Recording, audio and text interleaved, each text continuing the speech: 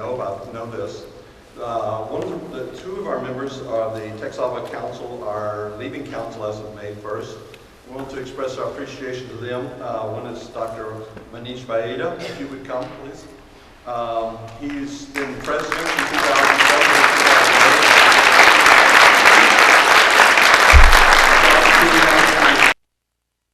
2009 to 2011, and as I said at the business meeting, apparently he will soon become the past president once removed. And so we express our appreciation to you for your time and for your behavior that you've emitted for Texava. Thank you.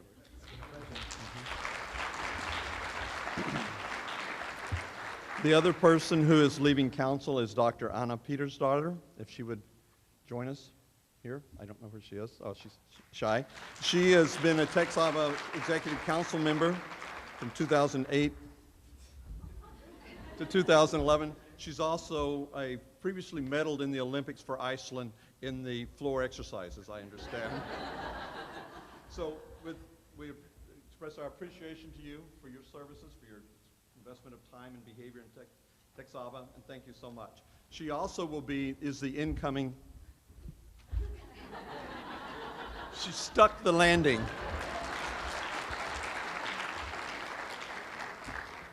What talent. Anna also is the incoming president beginning May 1 for Texava. So we appreciate that.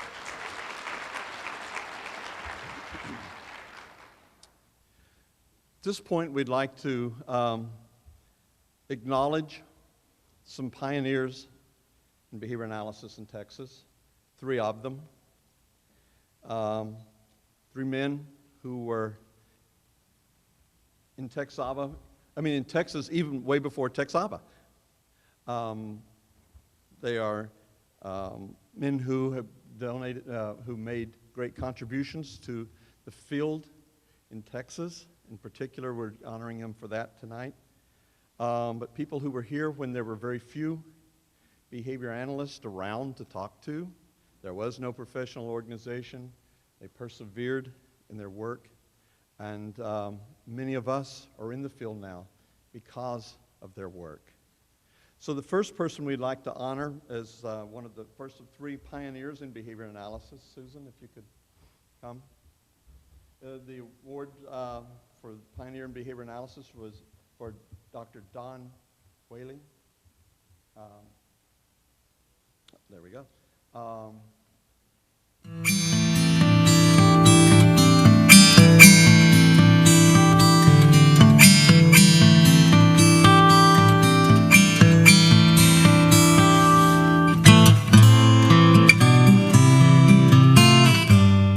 Don moved to Texas in the summer of 1969 to escape the cold Michigan winters.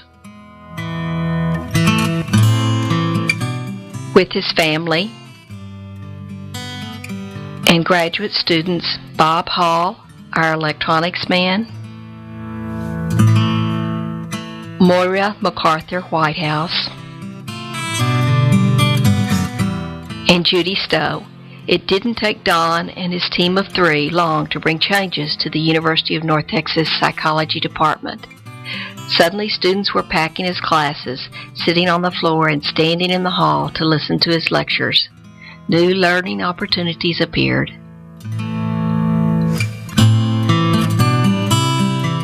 Graduate and undergraduate students were actually allowed to practice what they were learning, at least what they were learning in Don's courses. In the summer of 1970, Don started a preschool program where students could actually come in and teach a child academic skills. Notice how we were 30 years ahead of Wet Stop, with Laura Whaley wearing a buzzer for toilet training. And the lady in the flowered skirt is none other than Sigrid Glenn, with her daughter Brittany following. During this same time, Blovos's research with children with autism was gaining recognition, and parents flooded Don with pleas for help. We began the Center for Behavioral Studies, providing treatment for over 30 children a year and giving students and other volunteers the opportunity to make a difference. Sigrid Glenn, Judy Stowe, along with Ed Framer, and Janet Ellis provided daily supervision for the over 300 students who volunteered to work with our children.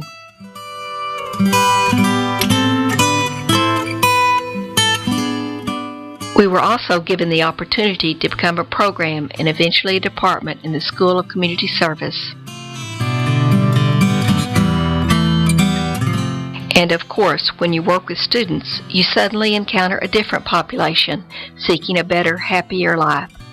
So Dan O'Banion provided supervision for the Behavior Exchange Clinic.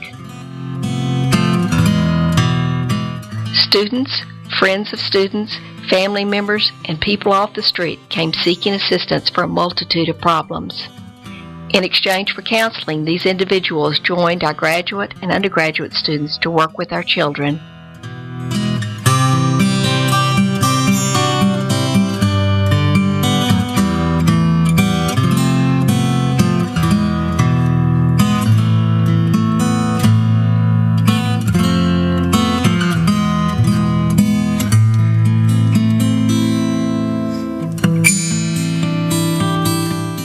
As there were not many courses offered in behavior analysis, we taught ourselves,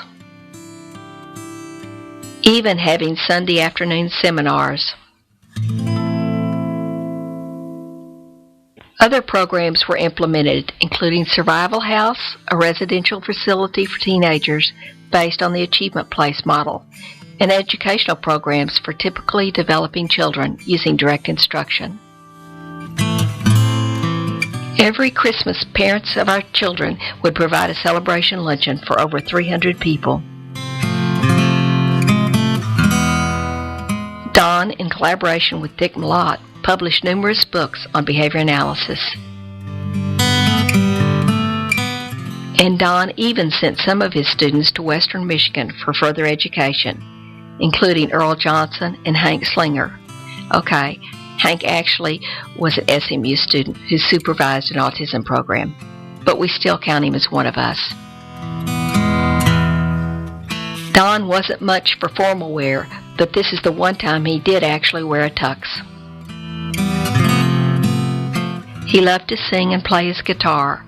His last Christmas Eve in Texas, we all gathered at his house and sang while he played.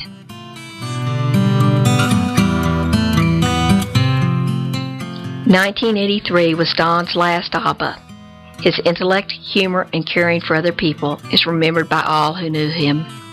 We recall his words of wisdom and multitude of stories, particularly those of the adventures of Dickie and Donnie.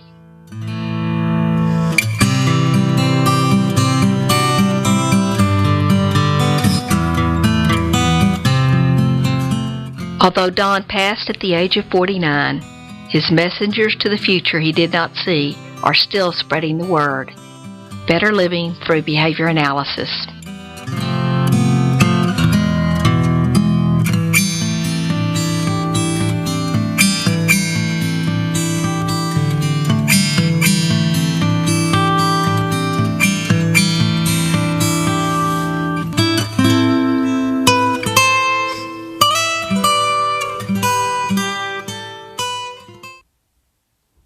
On behalf of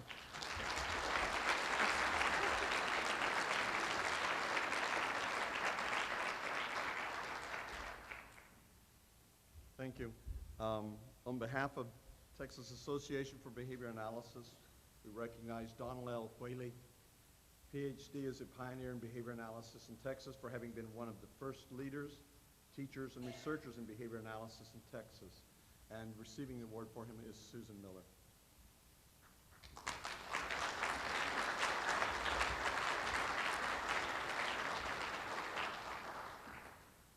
Elizabeth and the girls couldn't be here tonight, but they wanted me to express their gratitude to you for keeping Don's memory alive.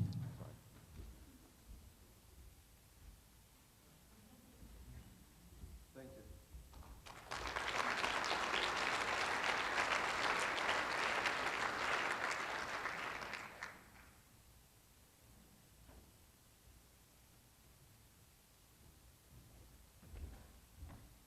The second person we're recognizing tonight as a pioneer in behavior analysis in Texas is Joel Greenspoon. Janet Ellis will be making some comments regarding Joel.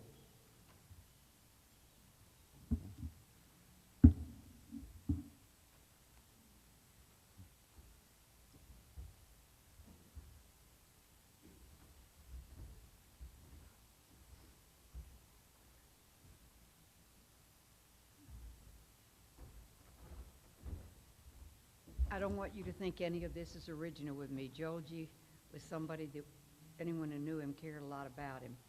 We asked his wife to write this, and I'm going to read it. From his undergraduate day, I'm loud enough. Can't you all hear me?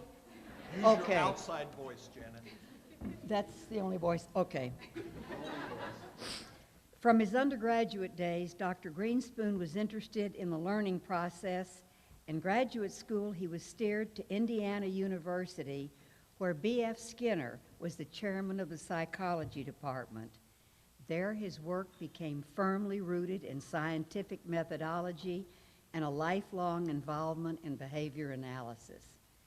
At Indiana, Dr. Greenspoon was trained as a clinical psychologist and conducted a carefully controlled study on verbal conditioning. The results of this research became known as the Greenspoon effect and is one of the few empirical studies mentioned in Skinner's verbal behavior. He also conceived of the procedure known as counter-conditioning as a remedial behavioral procedure for anxiety disorders. Joel Greenspoon was at Arizona State University when the psychology department became known as Fort Skinner in the desert. His departmental colleagues at that time included Fred Keller, Tom Verhoeven, Arthur and Caroline Stotts, and Aaron Brownstein. Later, Joel accepted the chairmanship of the psychology department at the newly opened University of Texas Permian Basin, of the University of Texas Permian, which we all know as Permian Basin, after being promised that this new UT extension would implement self-paced instruction. However, these promises were not kept. Self-paced learning procedures were soon dropped, and no monies were provided for ongoing campus research projects. Given this situation, Joel convinced the university president to provide him use of a mobile home on the campus wherein Greenspoon housed a rat lab and an office from which he raised research funds by seeing clients. The mobile home became the Center for Behavior Analysis. Is there something going on behind? Are you making faces? No, but I will. Okay, thanks. Joel's on-campus clinic research facility was housed via client payments for behavior therapy. Joel's colleagues urged him to raise his fee from $20 to $40. He complied, but told the clients that if they couldn't afford his services, these would be free. Despite his generous offer, he raised so much money that his department was still drawing on those funds 10 years after he left UT. Greenspoon published 2 textbooks, co-authored a third, wrote chapters in several books, and published scores of experiments in psychological and behavioral journals. He was one of the behavior analysts in Texas invited by Dr. Robin Rumpf to discuss the formation of I'm sorry, but this is good. She wrote it, and I hope you're all enjoying it. Of a state chapter, discuss the formation of a state chapter of the Association for Behavior Analysis. Joel was selected as past president for TexABA's first executive council, and he invited Dr. Aaron Brownstein as keynote speaker for the first TexABA conference in 1986. In 1987, Dr. Greenspoon invited another of his former Tex Aba colleagues, just a minute. Okay, I'm not embarrassed, I'm just trying to find my place. He invited Dr. Aaron Brownstein as keynote speaker for the first Tex Aba conference in '86. In 1987, Dr. Greenspoon invited another of his former colleagues, Dr. Fred Keller, to speak at Tex Aba. At that 1987 Tex Aba conference, Greenspoon told Sigrid Glenn that he planned to retire in 1988.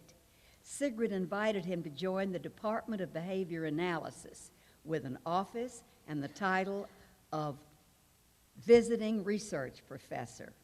This offer was readily accepted as it fulfilled Joel's long-held dream job, no pay and no responsibilities. However, before long, Joel was teaching 2 classes each semester, participating in several labs, including the North Texas Autism Project, serving as clinical supervisor for students working with school-aged children with autism. The department celebrated Joel's career at the UNT Reunion Open House at ABA 2000. While Joel Greenspoon died in 2004, he lives on in his books, articles, and in the repertoires of all the students he taught and all his colleagues.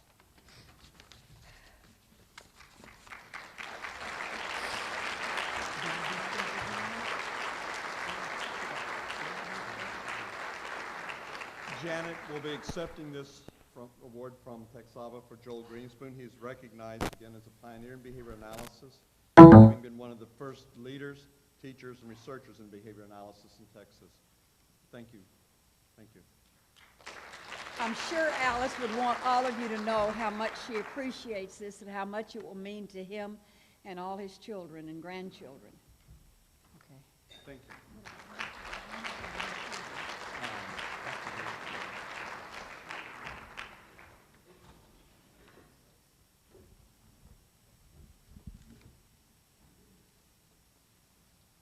I have the pleasure of making some comments regarding our third pioneer in behavior analysis in Texas, Jim Kopp.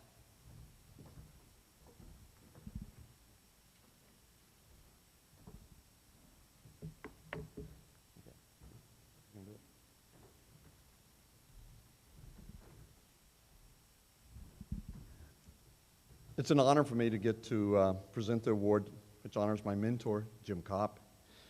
Jim grew up in Ohio, completing his bachelor's in psychology at Miami University of Ohio.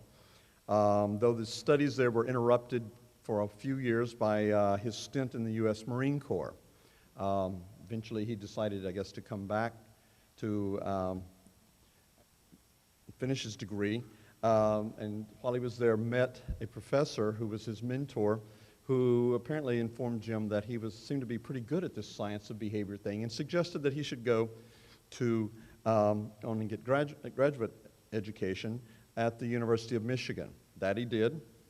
Completed his master's and doctoral degrees under the tutelage of Drs. Harlan Lane, Bill Stebbins, and George Geis. Many of you don't know those names, but they are pioneers in behavior analysis in their own right. Out of graduate school, Jim took a job at the Department of Psychology at the Claremont Graduate School, teaching, supervising graduate students, and conducting research there. In fall of 1970, Jim took a faculty position at the University of Texas at Arlington in the Department of Psychology. He was on faculty there for the next 40 years. When Jim arrived at UT Arlington, he found awaiting him some new lab facilities there, stocked with equipment ordered per his request. That's his door. What you can't see is the Darwin symbol there that's walking away from you. But when he arrived there, there was brand new Grayson Stadler small animal operant conditioning chambers, also known as Skinner boxes, but we didn't get to call them that. New Gerbrand's cumulative recorders, and of course, numerous racks of relay equipment that we didn't have a clue what to do with when we first got there as graduate students. Interesting, Jim incorporated this new equipment in his newly established undergraduate operant conditioning lab course, or RAT lab, as well as in his own research. He's taught his students, including me, who I was his first TA at Arlington, how to program this stuff. He was very patient when some of us made some incredible blunders in trying to figure out what went to the ground, what went to the normally open, what went to the normally closed relay contacts. But as always, he was very patient and tolerant of our errors, always coaching us. I came to know Jim at that time in the role he would play for the next 40 years in my life. As a committed and knowledgeable behavior analyst, a careful researcher, a devoted teacher, a patient mentor, a caring, optimistic human being. But let me give you a bit of context for what Jim encountered when he came to Texas as a card-carrying behavior analyst in 1970. The Department of Psychology at UT Arlington was filled primarily with faculty who studied animal learning, and that meant using runways. This newfangled operant conditioning boxes, Skinner boxes, were highly suspect. Besides, it made no sense to use small N studies. You had to run at least 10 animals per group down the runways to get an effect. This was silly. He thought you could do work with 4 subjects and actually demonstrate powerful control over their behavior. There were also a number of psychology faculty who were interested in cognitive and perception, who thought Jim's behavioral view was simple-minded and of little relevance. Few other behavior analysts were elsewhere in Texas. There was Don Whaley, of course, up at North Texas State. Jim and he interacted on a number of occasions. Nearby in Fort Worth was a student of Ken McCorkdale, Steve Winokur, and they interacted, of course. At times then there were behavior analysts on the faculty at the University of Houston. One of those for a while was Jack Michaels. Despite the limited support in his home department or in the area in general for behavior analysis, Jim continued faithfully teaching his courses, and he received a number of awards. Whoops, things are out of order here. Well, we'll come back to that one. This is going the wrong way. Huh? I did. Okay, well, you'll find out about that in a moment. But he received, somewhere in here, there is a picture of his office wall in which a number of plaques for teaching, awards for teaching excellence were given to him. He, for a while in 1978 to 1988, oversaw a master's concentration in psychology at behavior at UT Arlington. And this was a difficult time because most of the faculty didn't really think what he had to do was very important.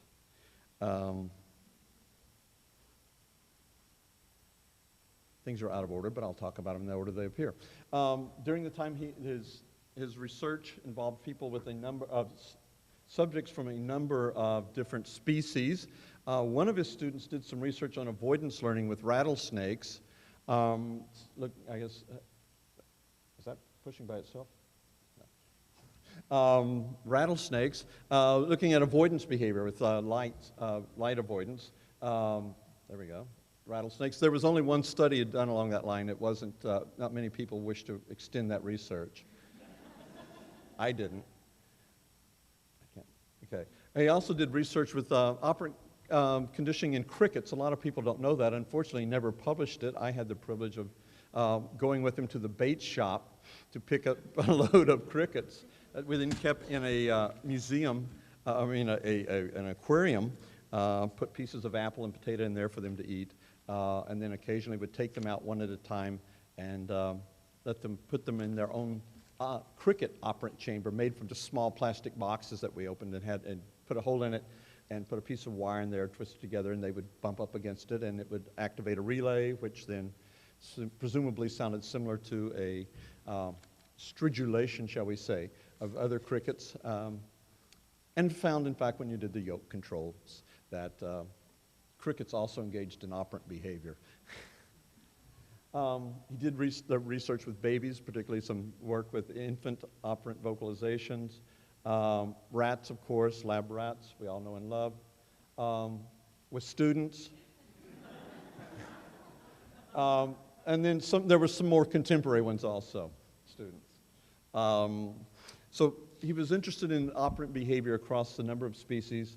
With squirrel monkeys, at one time he did have a few squirrel monkeys and did operant work with them.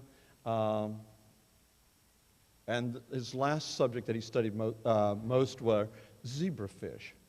And in fact, he published a study or two with zebrafish. He was interested in behavior that had generalized across a number of species. Now I'm not sure what's coming up next. So. Okay, there's the office. On the wall are plaques that received for his teaching. Go ahead. In 1972, Jim's work changed. He had up to that time been a basic operant researcher, and I think Gina had the same thing on hers. Good taste. But in 72, he began doing applied work and began working with children with special needs, including children with autism. This was a time when 94-142 hadn't been passed, and they didn't have to be educated. And so Jim very graciously provided free student help of undergraduate and graduate students. After that, he continued working in a variety of settings, applied work. Another love of Jim's was music. Some of you may recognize this. He was a saxophonist, once considered, I think, a career as a musician. He's the one kind of in the middle. This was taken at one of the behavioral bashes in, at ABBA, I think in 1988, John, is that right? Yeah. Sitting to the far right is the Buddy Rich of behavior analysis, Dick Malott, drumming, and some of his students were there. But this was a major love of Jim's life, and it was a source of reinforcement whenever things in the academic world were not going well. One of the big things that was important to him was the foundation of TxABA. He was the first president and continued to be active within TxABA for years thereafter. He was, as I said, the first president, was subsequently on the council, and then was the, was a member of the steering committee for the TxABA, or one of the TxABA autism special interest groups. This past fall, Jim was diagnosed with esophageal cancer, was hospitalized, underwent a couple of surgeries, endured much pain. Interestingly, one quick story, because Carla's telling me to hurry, is that I think tells you something about Jim, is that after his second surgery, he'd come out of the operating room, was obviously heavily medicated, and one of the nurses on duty was telling him how he could relieve his pain by pushing a button that would produce morphine. And Jim then was apparently making some comments and raising some questions that made no sense to this young nurse. So she ended up calling Jim's son, John, about 3 o'clock in the morning and saying, "You've got to come up here. You've got to help us. Your dad is saying stuff that is just making no sense." Well, when John got there, what he learned was that Jim was trying to get them to explain to him what the reinforcement schedule was for the administration of the morphine. How many times did he have to press the button? Or how often was it, a fixed interval schedule? Was it a variable ratio? What was it? And this made absolutely nonsense. She thought this gentleman was just completely out of his head. He was, in fact, acting as a behavior analyst, though he was recently out of surgery, heavily medicated. I think it demonstrated some repertoire that was very resistant to extinction. Or resistant to change, as Tony Nevin would say. And so, unfortunately, after extended hospitalization, multiple surgeries, Jim went into hospice, was there for a brief while, and in November the 19th of this year, in fact, just the day after the TxABA Council had voted to include him as one of the pioneers in behavior analysis in Texas, Jim died. It was sad for all his students, for his friends. He was a mentor to people in his classes, to people who were never in his classes. And for that, many of us are fortunate to have encountered him. Jim has asked, and his family have asked, that if you wish to remember him in some way, that donations might be made in his honor or in his memory to Doctors Without Borders, the American Civil Liberties Union, or the B.F. Skinner Foundation. And Tech Saba has named its student scholarships after him as well. So Jim was my friend, my mentor, and I'm thankful to have had the opportunity to have known him. Accepting award for him is his son, Jonathan, and we're very pleased to have Jonathan here with us tonight also.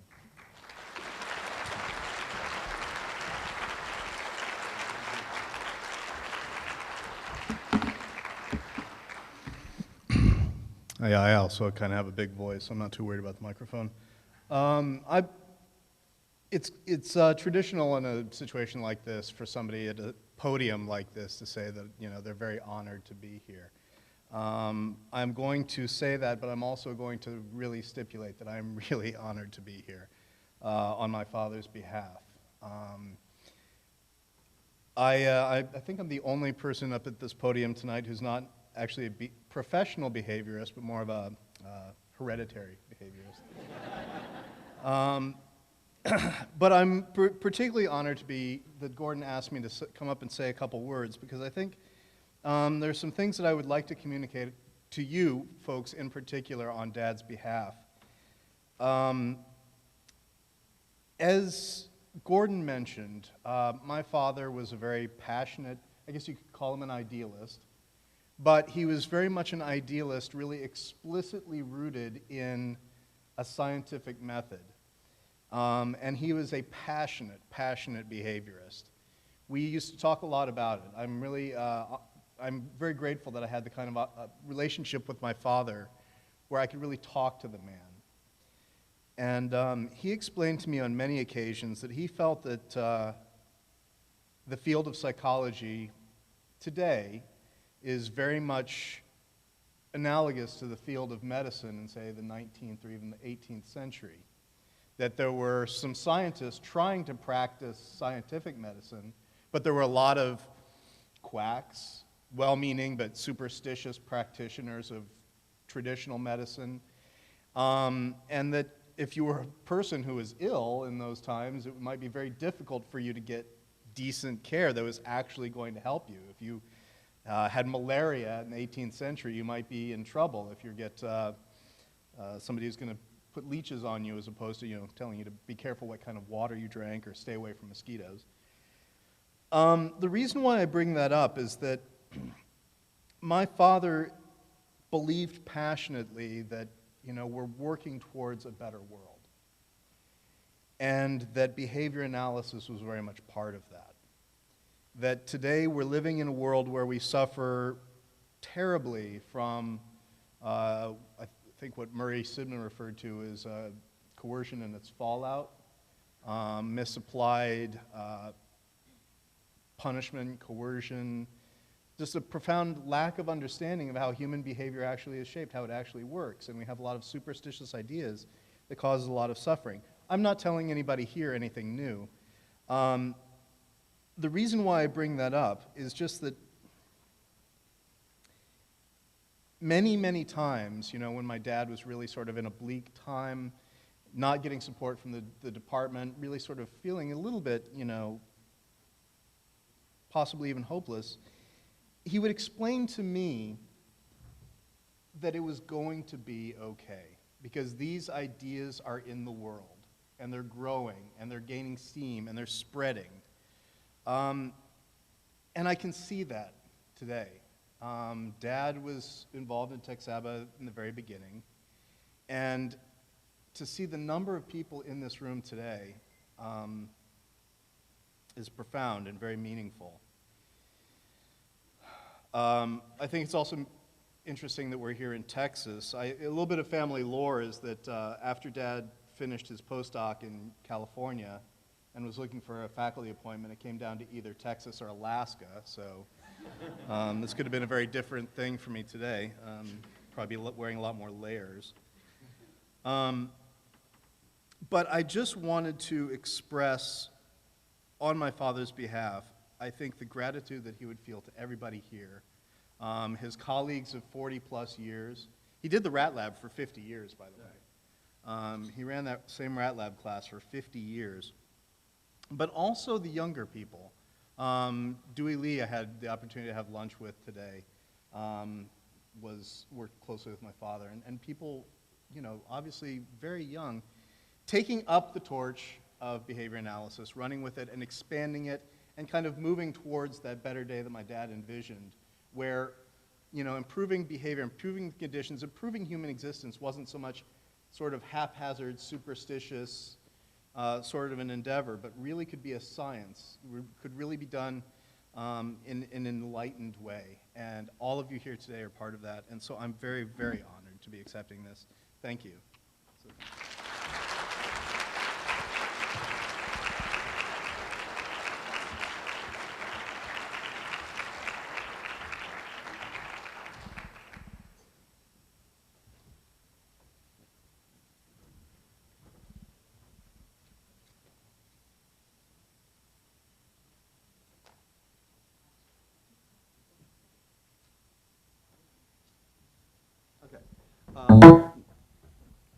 Thank you, John. Having recognized 3 pioneers in behavior analysis in Texas, TxABA also wants to recognize some people for enduring career contributions to behavior analysis in Texas. The first person that will be recognized for his career contributions in Texas is Dr. Don Williams. Deb Grossett will be recognizing him.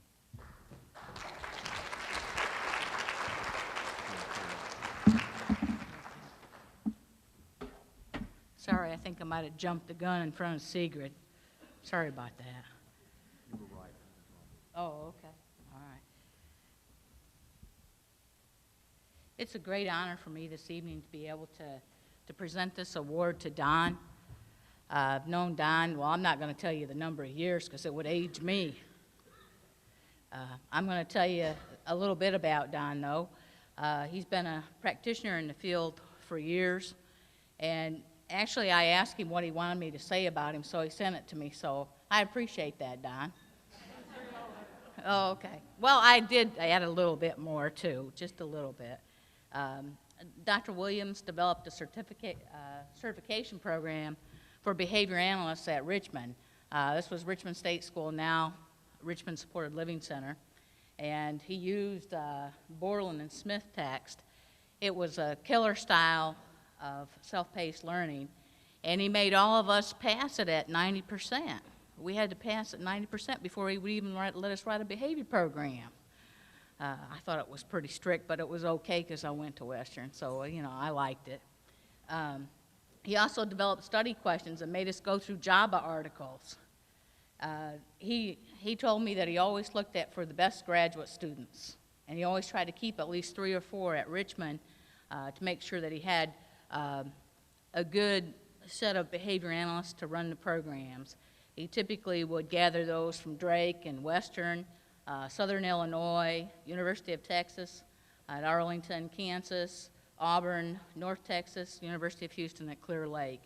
Don also told me stories about when he went to Chicago at his first ABA, I guess it was MABA back then. Don has conducted a lot of research. He's got 55 publications. He continues to be an active researcher. Some of his latest publication that he let me read is on how to reduce restraints. He's also received awards for his research. He continues to be very active in the field. He's participated in obtaining grants on self-injury. He's also served as a guest reviewer an editorial review board for several professional journals. He's also been a book reviewer. He's been a teacher and a mentor. He obtained his PhD at Texas A&M. He also taught at Texas A&M, and he's also taught at the University of Houston at Clear Lake, and some of his students still follow him. The best ones did. And then for over 35 years, he has held leadership roles. He's mentored others. He's received several awards. He's served on committees. He was president of TechSABA 20 years ago. His latest contribution to TechSABA was he was the leader of the Texas Task Force on Licensure in 2010. He also has served many positions at Richmond Supported Living Center. He was also the director of the Behavior Training and Treatment Center and the clinical director at Texana MHMRA Center. Don has been a leader for several years and has served as a great mentor. To me, he's been like a professional father to me. He's always very patient with me, always focused on the positive, supported me, and I appreciate that. So to me, Don has been an excellent mentor. He's been a friend. I put young father because he's obviously too young to be, my father. But, and he didn't pay me to say that either. But here's just a few pictures of Don with several of his colleagues. And some of his colleagues made me show him the pictures before they would approve me to show this. And this is contributions as a father.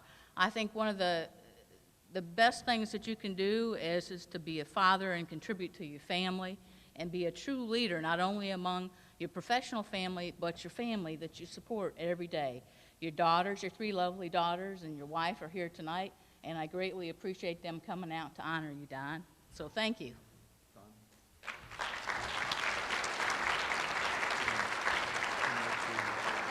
Okay.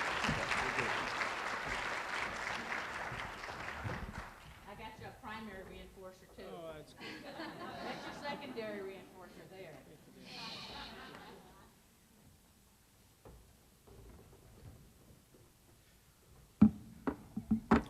Well, I started to leap up here like Anna, but it's past my bedtime. I think that I thought there was going to be a dance tonight, and I figured that no one would want to hear me do a PowerPoint presentation. So I made a few notes because I wanted to make this a little short because I didn't want to hold you up from the dance. But I don't think there's going to be a dance. There's going to be a music back there, though. Maybe I was right. I want to thank Deb for introducing me, and she and I have been around. She told you how long I've been doing things, so I'll tell you how long she's been doing things.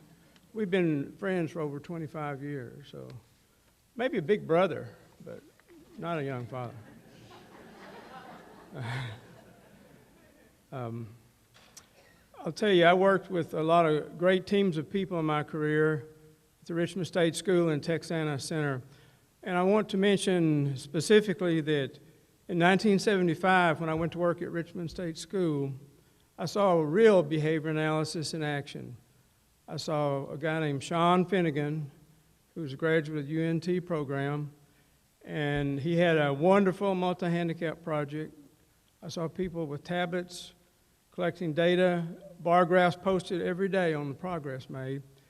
And Sean stayed under Sigrid Glenn, Janet Ellis, and the great Don Whaley, and who was a consultant to this program. So after I had seen this program, I was amazed at what was going on there. Gordon Borland was there, Michael Smith, Joe Smith, students of Jim Copp. The influence of UT Arlington and UNT at Richmond State School were very apparent. And when I saw this, I didn't turn back. I knew the way we had to go. And so I started recruiting for a behavioral psychologist. The first recruit I had in 1975, Jeff Enzena. I recruited him in San Francisco at AABT. In 1976, I recruited Jenny Ayala Hearn from Kansas, and got to talk to Montrose Wolf on the phone about Jack Michael and his days at the University of Houston and others. He told me at one point that they were asked to move on because they were too sure of their success, and the other psychologists didn't enjoy watching what they were doing and listening to what they were doing. He said some of our group may have been a little overzealous. I can't imagine anybody being like that. But so I want to just make a couple of comments about the people I worked with. I worked with outstanding behavior analysts before we had BCBAs from the best schools, but I also had to pair those up with good teams of nurses, psychologists, social workers, administrators, residential care staff. From 1976 to 2000, Richmond State School regularly sent 5 to 7 staff to MABA. First, I remember my first convention, Chicago, walked in the Blackstone Hotel and saw Dr. Malott with his long hair, long beard, and he was a big guy in those days. So I found out that there was a national conference, and we started presenting papers and attending every year, and I'm proud that for 20 years we continued doing that through 4 different administrators. And I want to emphasize the importance of administrators in applied services. Those of you who work in state facilities or in community centers know that you got to have an executive that supports what you do. And I was lucky enough to have 3 outstanding administrators, one who came to TexAba on his first day at work. He heard Brian, he heard Richard Fox, and Nurbay Singh all on a Friday session. And we went back home. I had heard rumors that he might be a proponent of general teaching, and so I wanted to be sure he got a good start. And once we got back home, he never mentioned general teaching again. And he was a big supporter of behavior analysis. And Joe Emerson was one superintendent, the first superintendent I worked for, Jerry Brunette, the guy who came to TexAba, the second. And the third administrator I worked for after hiring Jeff Enzena for several years. Back in 2001, he had the chance to hire me, and I thought, well, I don't know if he's going to hire me. But he did, and I worked for Jeff for about 8-9 more years at the Behavior Treatment and Training Center. I worked with many of you here in this room. I want to mention just a few people here. Peter Quatanga from the BTTC and Tracy Woods. They came back today. They weren't planning on coming, but they came back today to attend the ceremony tonight. And I also want to acknowledge my 3 daughters, my lovely wife, June, for being here tonight and for supporting me and doing pretty much what I think we all do. We are products of our environment. And I think that's so important because I'm giving a lot of importance to my environment. My family, I've been married for almost 29 years now, and I'm only 49. But I do want to also acknowledge Deb, who's been a close friend, and I really enjoy working with her, talking with her, have through the years Jeff Enzena, Christy Enzena, people like Gordon Borland, who was there at the beginning and then moved on to North Texas, James Manchek, Cynthia Davis, Melissa Waters, Mariel Cremoni, and there really are about 70 or 80 psychologists that I worked with over the years, and then all the other staff. I've actually put together, tried to make a list. I wasn't going to read them tonight, but I was going to offer them as a handout, but there's just so many of them, I can't do that. But I also want to mention that, reiterate the importance of the University of North Texas in developing behavior analysis and expanding it out to the state facilities, the community centers, because Janet and Sigrid and Cloyd and Don Whaley, of course, have done so much for the state of Texas.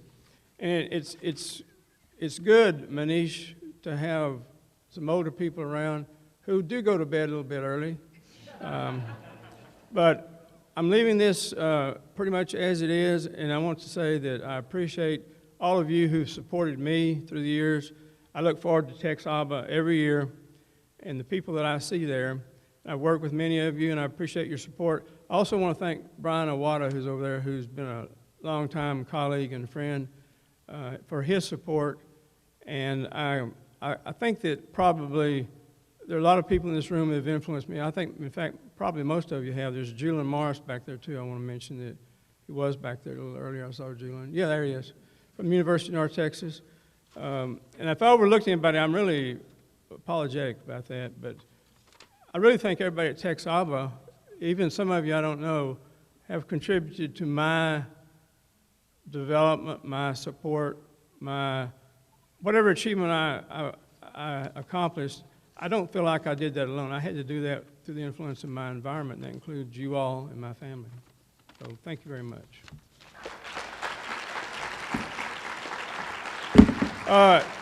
Ginger snap cookies, if anybody's interested.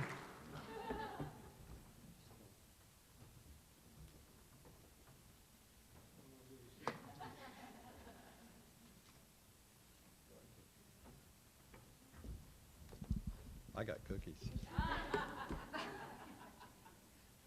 Thank you, Don. Don, and thank you for the cookies. Oh.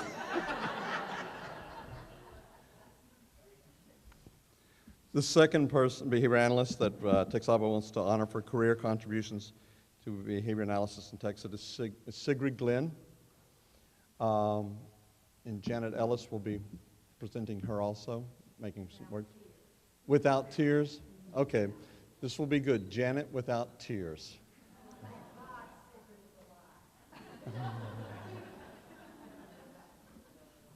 And I promise not to stand behind you and make faces.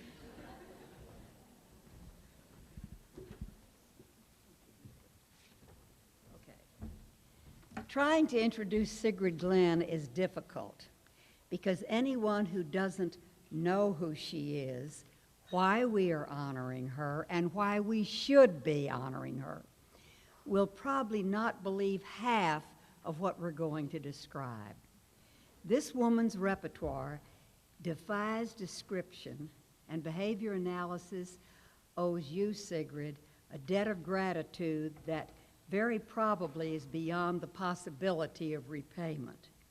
Mentioning her contributions to education, behavior, and the recognition and respect that has come to our discipline in Texas and throughout the country is not an easy challenge. First, we'll mention her contributions to the introduction of, interest in, and acceptance of behavior analysis in Texas. She served as founding chair of the Department of Behavior Analysis at the University of North Texas, which led to the development of the first graduate and undergraduate programs in behavior analysis. The graduate program was the first to be accredited by ABA.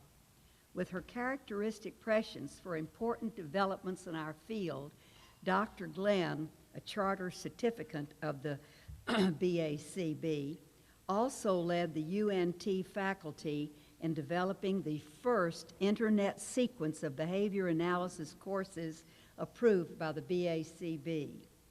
She has earned recognition from ABA, serving as president from 93 to 94, a fellow of Division 25 of the APA, and Regents Professor Emeritus. That isn't, I'm not about to cry, I'm choking on my own spit, I guess. Oh, thanks, baby. And I also know the Heimlich maneuver. That won't be necessary. That'll only collapse 2 or 3 lungs I've got. Regents Professor Emeritus of Behavior Analysis at UNT. Her contributions to Tex Aba are also worth mentioning. She was the founding member of Tex Aba, the secretary-treasurer from 86 to 87, and president of Tex Aba. In recognition of her competency, knowledge, and her applications of our discipline, she also served as consulting chief psychologist of Denton State School while maintaining her position as department chair at UNT. During this term of her offices, Sigrid slept a total of 4 hours per day. 4 hours, per day, per week for the time that she did this, and did a beautiful job in both places. Her university has recognized Sigrid's contributions by naming her a merit professor, honor professor, and awarding her the Distance Learning Pioneer Award. She has served as editor of the Behavior Analyst, served on the editorial boards of 7 behavior analytic journals. Don't worry, I'm almost through. Earned the earned the Cal ABA, and I haven't had anything to drink, award for outstanding contributions to behavior analysis. In her spare time, Sigrid has achieved international recognition as an invited speaker at 10 international conferences in Austria, Australia, Brazil, Canada, France, Greece, Spain, Italy, Japan, Mexico, and Norway. So in closing, thanks, Doctor, for all you've given us, for all your innovations and support and sharing. We love you, lady, and all our respective hats are off to you.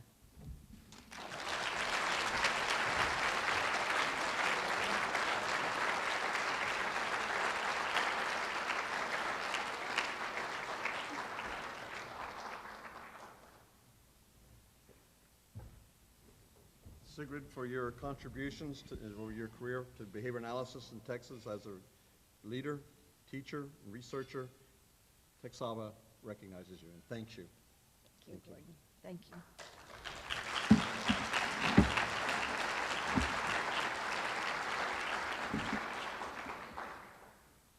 This is truly an honor. I think you saw tonight the genesis of my repertoire. You've seen the people on a screen that taught me, including the students that I've had. I've been taught by every single one of you in some way or another that I have ever come in contact with. I have never met a behavior analyst that I did not love, and that is true, and still love. Some of the people who were with me at the Center for Behavioral Studies are still here today.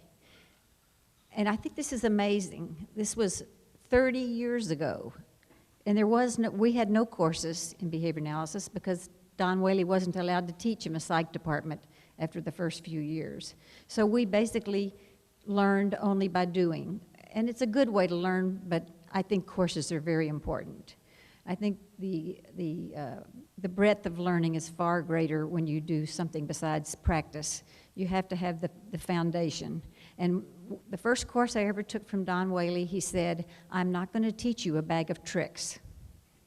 I'm going to teach you how to think about behavior, how to deal with behavior, the history of behavior. One of the first books I read that he wrote was on the philosophy of measurement.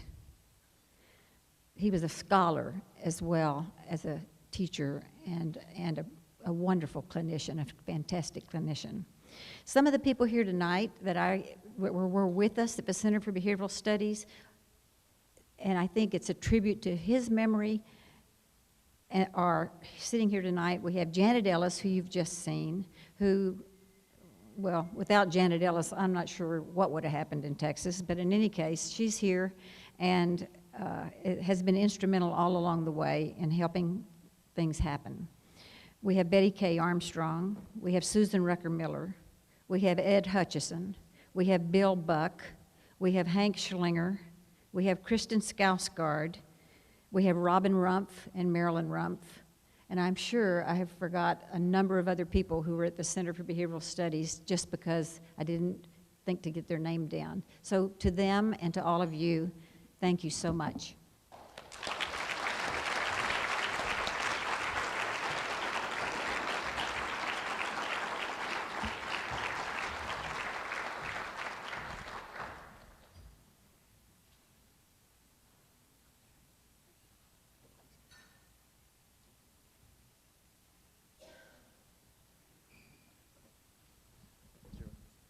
Our next award is to Jeffrey Enzina for public service contributions to behavior analysis in Texas, and Gerald Harris will be commenting regarding it.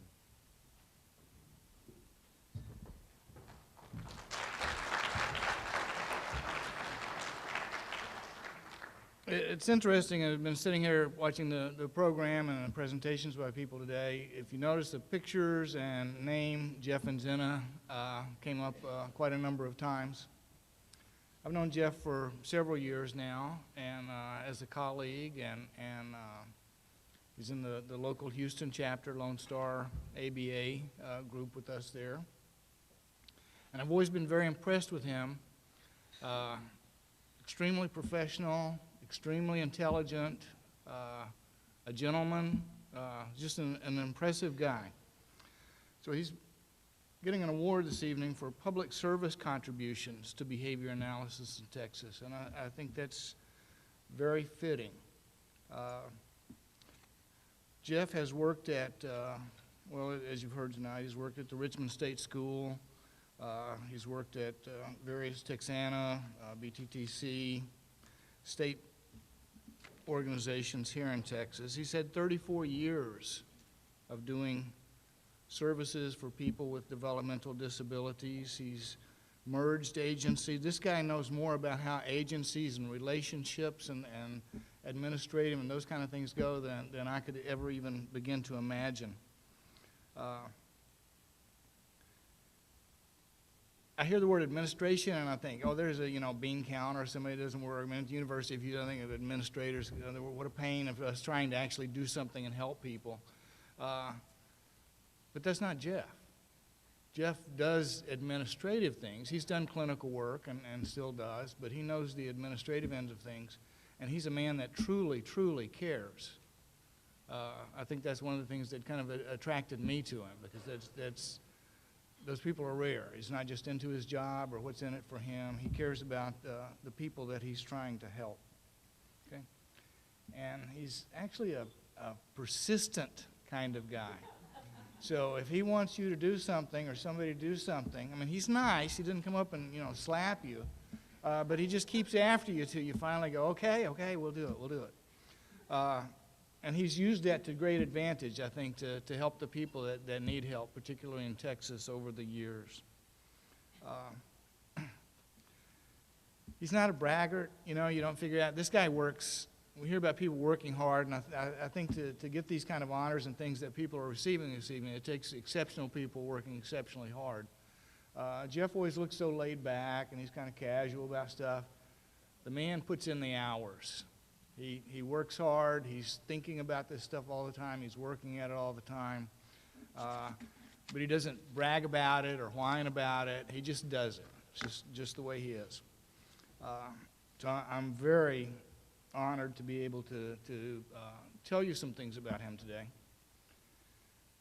I don't have a PowerPoint slide. I don't have any funny. I was going to get funny pictures, but I thought, no, that's not appropriate.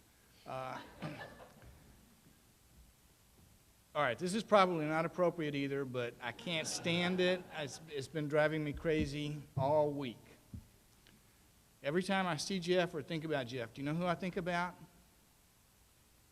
Antonio Banderas. Does not he look like Antonio Banderas? He could be like a cousin at least, right? And what tipped it off to me, I look him up on the internet, and the first thing I found on the internet is he's got this really fancy, important jewelry, something that you put on guitars, and it's like, that belongs to Jeff Enzina, and it's a really cool thing, and everybody's very impressed with it. So there's a website about that. And I thought, oh my God, the last Antonio Banderas movie I saw? The Guitar. I thought, this is like a sign from something I've got to tell people about. I think there's meaning in that, okay? We're just behaviorists we don't care about, but I'm kind of into signs and meaning. So with that bit of silliness, I want to say thank you to Jeff for being a friend and a colleague and a model that we can all look to do good stuff.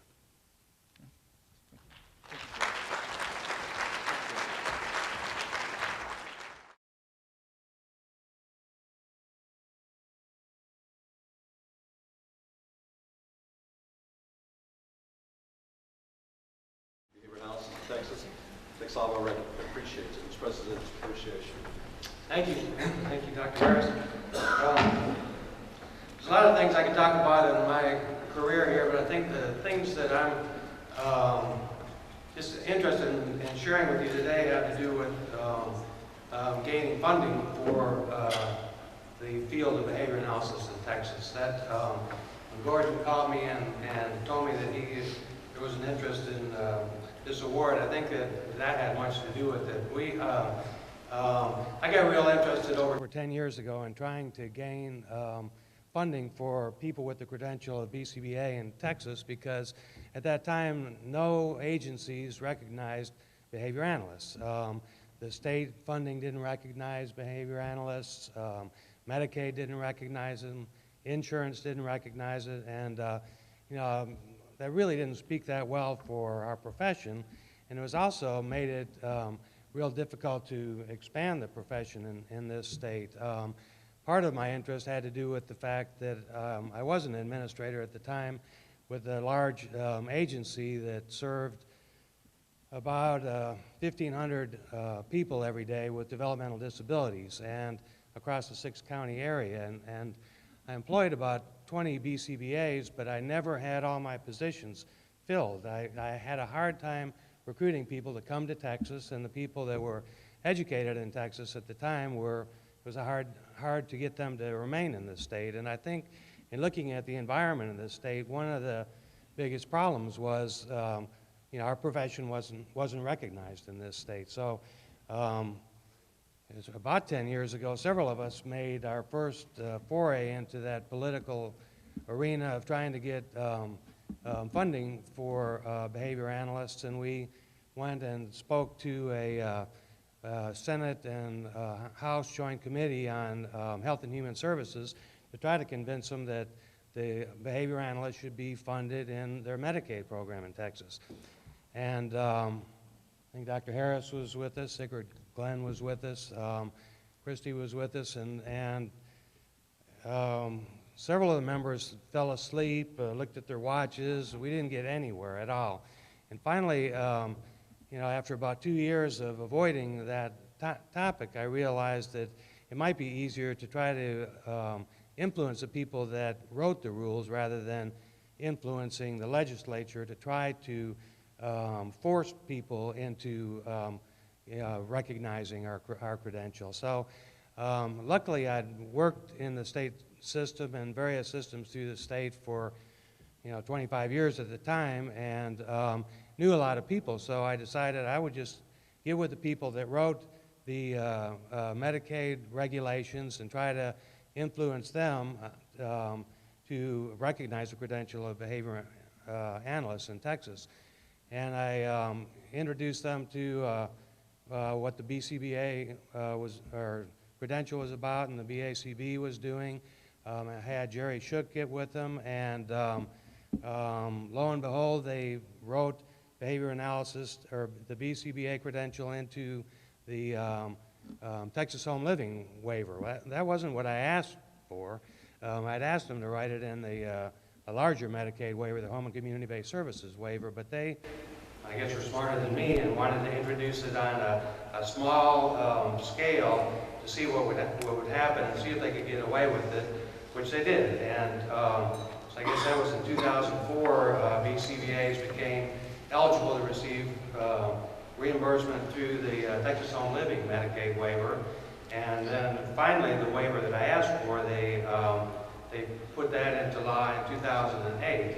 Also in the year of 2004, I was able to convince the people that ran the State Department of MHMR to get the credential of behavior analysts recognized in the state funding. And then I guess it was 2007 that a number of us got involved with some senators and representatives who were willing to take on the issue of health care insurance and to try to get a bill passed to recognize behavior analysis as a treatment and behavior analysts or BCBAs as a profession or credential in health insurance for children with autism. And that was passed in 2007 and then expanded in 2009. So I think that although I've done a lot of things in my professional career that in behavior analysis that I'm proud of. I think that, you know, some of the work and involved in just getting the profession recognized in the state were things that I've really enjoyed doing and was glad to have had the opportunity to do. So, thank you.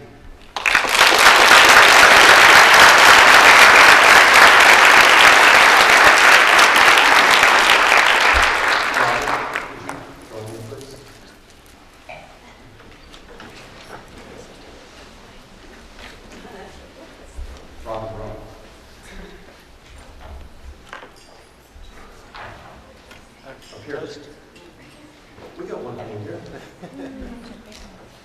We wanted Robin to be here. We want to have a toast for the past and for the future. And it seems very fitting that Robin should be here to lift the glass.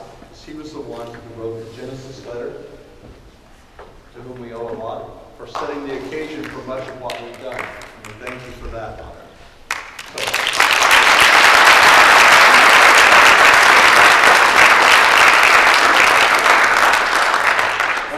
In recognition of the foundation of those who came before us, acknowledging contributions of those with whom we're currently working, and in anticipation of the contribution of those who are coming behind us, we express our appreciation to all those and celebrate Texava's first 25 years and look forward to the next 25 years.